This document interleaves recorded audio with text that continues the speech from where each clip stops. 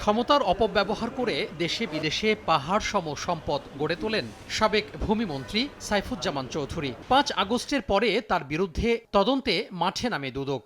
মেলে যুক্তরাজ্য, দুবাই সহ বিভিন্ন দেশে ৬০০ বাড়ির সন্ধান। দুদকের আবেদনের পরিপ্রেক্ষিতে সাইফুজ্জামান চৌধুরীর যুক্তরাজ্যে থাকা ১,০৬০ কোটি টাকার সম্পদ জব্দ করেছে দেশটির ন্যাশনাল ক্রাইম এজেন্সি। বুধবার প্রধান কার্যালয়ে এক ব্রিফিংয়ে দুদক মহাপরিচালক জানান, ইউনাইটেড কমার্শিয়াল ব্যাংকের ১৫ কোটি টাকা আত্মসাতের অভিযোগ আছে সাবেক মন্ত্রীর বিরুদ্ধে।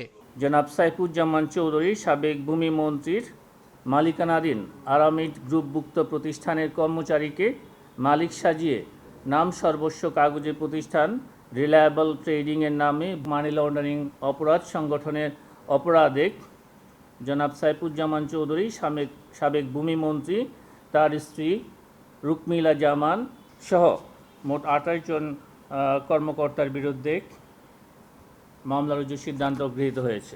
এদিন রিমান্ডে জিজ্ঞাসাবাদ করা হয় নারায়ণগঞ্জ ২৫০০-এর ব্রাহ্মণদী ইউনিয়ন পরিষদ চেয়ারম্যান লাখ মিয়াকে। তার বিরুদ্ধে অভিযোগ ১৪,০০০ কোটি টাকার সন্দেহজনক লেনদেনের। ১৩৪ কোটি টাকার সন্দেহজনক লেনদেন সহ অবৈধ সম্পদ অর্জনের অভিযোগে দুদকে জিজ্ঞাসাবাদ করা হয় সাংবাদিক মুন্নি সাহাকেও। অন্যান্যদের বিরুদ্ধে যে অনুসন্ধান চলমান রয়েছে সেই সংক্রান্তে জিজ্ঞাসাবাদ, এটা আমাদের অনুসন্ধানকারী বা তদন্তকারী কর্মকর্তাদের রুটিন কাজ।